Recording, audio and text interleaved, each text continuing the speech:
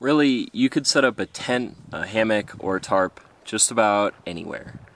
But when it comes to finding the right campsite, you get so many more benefits. If it's really cold out, a good campsite will be warmer. If it's really hot out, a good campsite can be colder. If you're carrying a very minimal sleep system, a good campsite will be more comfortable. A good campsite will keep you safe away from wind, from rain, and from animals.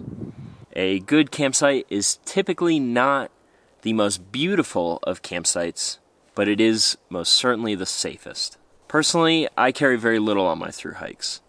Generally, fully loaded with food and water for like 4 days, I'm probably still under 20 pounds total. A good campsite is what, in many ways, allows me to do this and get away with this safely, happily, and comfortably. You won't be able to find the perfect campsite for every single condition, every single night of your trip, but hopefully this allows you to choose more wisely, depending on the conditions you're currently facing. These tips won't be in any particular order. It's really whatever condition you're experiencing is how you can kind of rate these yourselves of what's most important for this type of weather. The first thing I look for is tree cover. Trees above you or a thick bush or brush provides so many benefits that this is probably the thing that I look for the most. Trees and bushes will help block wind. They will mitigate rain. They help to negate condensation on or in your tent. And they also help to provide warmth. If I'm looking for just one thing in a campsite, a thick tree canopy above me is it. So naturally, since having a tree cover is so valuable, the opposite is true about open fields. I avoid exposed areas as best I can every night that I can, unless the weather is perfect. Do be sure that when the weather isn't perfect and you're seeking extra cover, to avoid any lone trees that may actually attract lightning. As the last thing you want is, to be looking for a good campsite and pick that one tree in the middle of a field and wind up having a very scary night in a thunderstorm. My second best tip is to avoid camping by water. This may be a hard one for a lot of people, as I know many enjoy sleeping by a lake or a river or a creek simply for the aesthetic aspect, or maybe for the sounds at night. Or maybe you want to sleep by water so you have some extra to cook with at night and you can easily fill up in the morning. But I'm really going to encourage you to avoid these types of campsites, and here's why. First and foremost, it's actually against backcountry regulations in a lot of places to camp near water, as it messes with animal access to get that water. So generally, a lot of places will want you to camp like 200 feet or more away from water sources already. Even if you don't care for the rules, think about that again. You're blocking access for animals to get to water sources. So chances are, if you're sleeping by water, that's a spot that animals are going to visit frequently, and you're significantly bringing up your chances of being visited by animals in the night. Beyond this, bugs like mosquitoes breed in standing water, or black flies breed in moving water. I don't want to be dealing with bugs while I'm trying to make dinner. I don't want to deal with bugs when I'm getting up to go to the bathroom at night. And I don't want to deal with bugs when I'm setting up or taking down my shelter. I want to have a nice, relaxing night where I'm just listening to the wind and not the buzzing of flies. And to top this all off, camping near water is going to be a lot colder, as cold air sinks and kind of lingers in these low depressions and these draws. If you're going to camp near water, you're going to need more clothing, more insulation. Your backpack is going to be heavier, and that campsite may be very pretty, but, you kind of have all these other negatives to deal with. So, considering all this, the bugs, the animals, the cold, and potentially even the regulations that may be in place, I almost always choose to get water at the end of the day and go an extra mile or two beyond those campsites. The third thing I look for in a campsite is really plushy ground, or comfortable ground to sleep on. It's often surprising how small and how light of a sleeping pad you can get away with if you find a campsite that has a lot of pine needles, like where I am right now, or grass, or leaves, or just natural duff on the ground. Ground covered in a lot of like natural duff and natural materials also has another great advantage. This is a question I get a lot, and here's the answer. If it's raining, the rain will fall, it'll land on those pine needles, those leaves, those whatever, and it will percolate down into them and flow away. Whereas if you're camping on ground that is just hard and compact, and a worst case scenario, you're sleeping in some sort of depression or ditch, that water is going to pool there, and it's just going to sit there, and it's going to run directly underneath you, or maybe over top of you and into your shelter. So the list continues on, as ground with a lot of leaves and pine needles and things on it will also be a lot warmer, as that extra layer of natural materials is actually going to help insulate you a little bit. Not by much, but it's going to be a lot better than sleeping on hard, compact ground. So with just a little bit of extra effort searching for a campsite each night, you can carry a much more minimal sleeping pad, so your backpack is lighter, you're going to be a little bit warmer each night, and you're going to be a lot more comfortable. Obviously, many national parks, state parks, and just land agencies have laws and regulations against dispersed camping, as kind of what I'm describing here. You won't always be able to do this, always follow the rules when those rules are in place, but try and do this whenever you can. So my fourth best tip here is to avoid windy and exposed areas. This is kind of a weird tip in some ways, as we'll get into. Sometimes there are actually advantages to windy areas, but generally you want to be covered from these. You want to have some sort of wind block, as windy areas are going to be a lot colder, and also if it's windy enough, you run the risk of actually breaking your shelter. You know, I've seen those aluminum tent poles or carbon fiber tent poles just totally snap or even rip through the top of a shelter. So these areas are both a lot colder and simply just not very safe a lot of the times. Windy areas can also be bad because if a storm, a lot of rain, decides to roll through, then you may have that rain driving at you from directions that maybe you otherwise weren't really prepared for. So for me, really the cold is the biggest reason I avoid them, but the others are certainly something to think about. So I often look for areas with a good wind block, whether that's an area with a lot of trees all around. Like this area isn't so bad. I would like the trees to be bigger or there to be more of them. Maybe you find a spot with just thick brush and bushes all around. That is fantastic. Or maybe you found a spot with a lot of rocks to block the wind. So here's where we get a little funky and this tip kind of gets flipped on its head.